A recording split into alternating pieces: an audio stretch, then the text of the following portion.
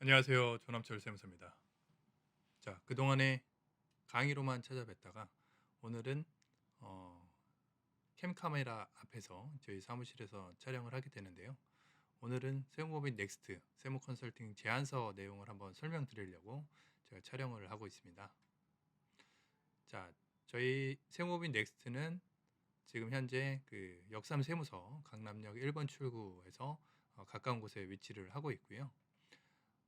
세무 컨설팅 제안서에 앞서갔고 현재의 지금 그 과세 환경과 앞으로의 예상되는 과세 환경, 납세자의 준비 자세 등에 대해서 몇 가지 말씀을 드릴 텐데요.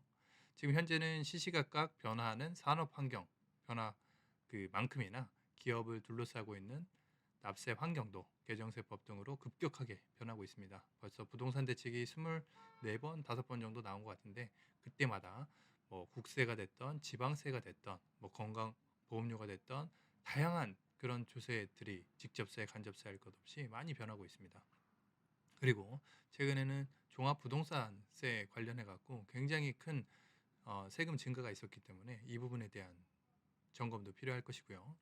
이러한 납세 환경 변화에 따라서 이 대응하기 위해서는 기존의 단순 세무만으로 처리될 문제도 물론 있기야 하겠지만은 세무뿐만 아니라 상법 등 이 법률 문제에 대해 갖고 다양한 대응이 필요합니다. 특히나 올해죠. 2020년도 7월 22일 기획재정부 세법 개정안 중에서 큰 세 가지 개정안이 있었는데요. 첫 번째는 바로 지금 다음 달부터 막히는 차등 배당 부분이 2020년 12월 31일까지 그 자금 집행을 완료해야지 내년부터는 징여세를 내지 않는 내년부터는 무조건 징여세를 내기 때문에 2020년 12월 31일까지 차등 배당을 해야지 징여세가 나오지 않겠습니다.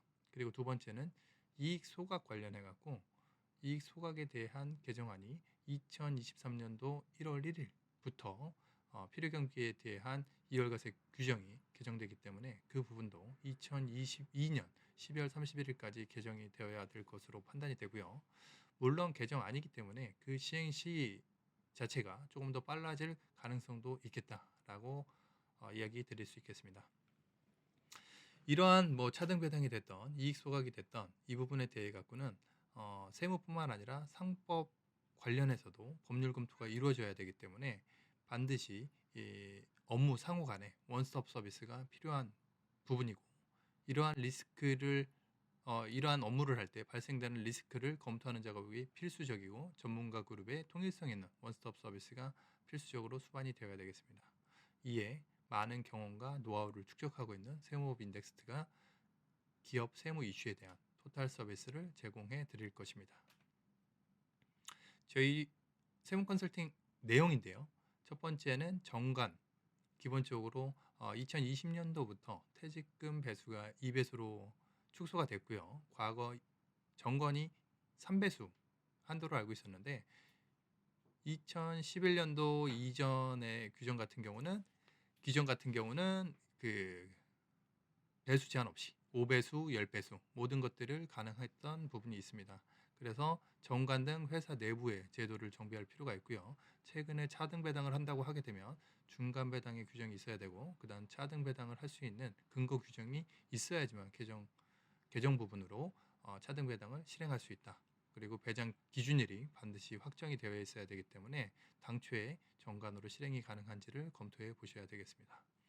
그리고 세액 감면이나 공제 같은 경우도 2020년도 7월 22일 세법 개정으로 인해 갖고 아직 미소멸된 세액 공제나 감면 같은 경우는 그 적용 시한을 당초 5년에서 10년으로 연장이 시켜주고 있기 때문에 챙기지 못했던 세액 공제나 감면은 잘 챙기셔 갖고 경정 청구도 가능한 부분이 있기 때문에 잘 챙기셔야 되겠습니다. 그리고 가지급금과 이익잉여금의 그 문제는 모든 기업들이 이익이 발생되는 모든 기업들의 문제가 될 텐데요.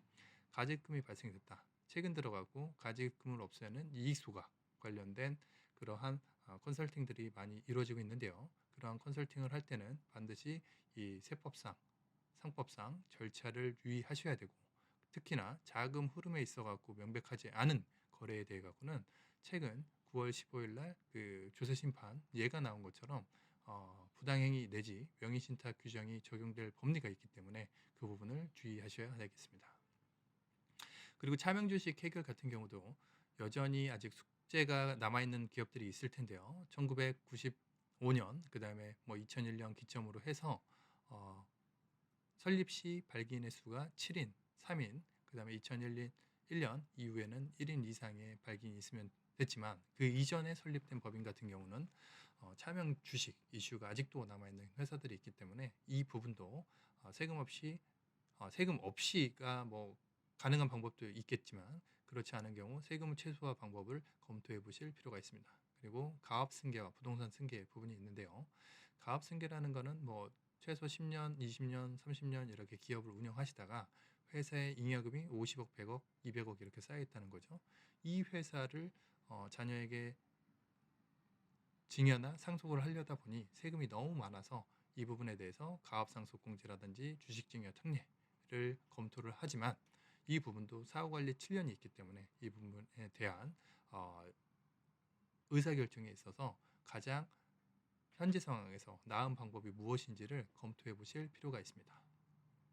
그리고 부동산 승계라는 부분도 현재는 그 공시지가로 증여를 하거나 상속 증여를 하는 관행이 아직도 남아있지만은 불과 작년 2019년도 2월 10일 기점으로 해서 상속세매 증여세법 시행령 49조의 2가 개정이 됨으로써 일정 금액 이상의 기준시가 건물의 경우에는 이 부분에 대해서 감정평가로 상속증여 과표로 삼겠다라는 정부 기본 입법 취지가 있고요.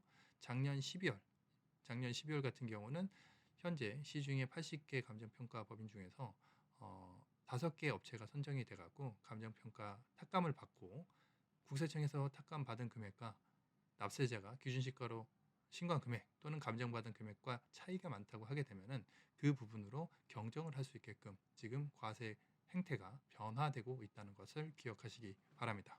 또한 만약에 현재 지금 그 개인에 대한 신용대출과 담보대출이 많이 막혀 있는데요. 이 부분이 막혀 있다 보니까 법인에 대한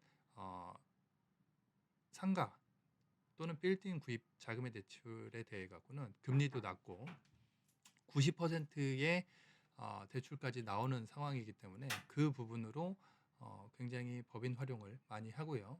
예를 들어 갖고 자본금 1억의 회사를 만들고 부모님과 자녀들이 주식을 놓아갖고 그 부분으로 상가, 빌딩을 매입할 수도 있는데요. 그 부분으로 인해 갖고 발생되는 세무 이슈는 있는지 없는지 그런 부분도 평가를 해볼 필요가 있습니다. 그리고 세무조사와 모의 세무조사가 있는데요.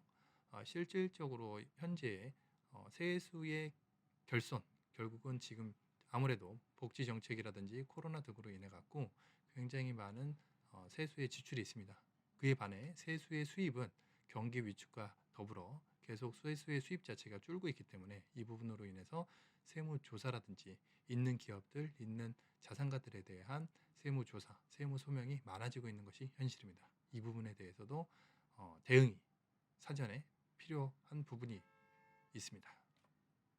결국 저희 세무법인 넥스트의 컨설팅 주요 자문 내역은요. 첫 번째, 법인 전환 시 법인 전환의 시기라든지 부동산이 있는 경우 법인 전환, 특히나 제가 현물 출자 법인 전환 또는 중소기업 통합에 대한 방법에 대해서 굉장히 많은 실전 사례를 가지고 있기 때문에 이 부분을 통해서 회사에 적합한 그러한 법인 전환 방법을 안내 드릴 수 있고요. 두 번째는 가지급금과 이익잉여금 줄이는 부분에 있어서도 최근에 이슈가 되고 있는 이익소가 뿐만 아니라 차등배당, 그 다음에 급여 설계 등을 통해서 기업 실정에 맞는 그러한 가지급금, 이익잉여금을 줄이는 플랜을 세워드릴 계획입니다.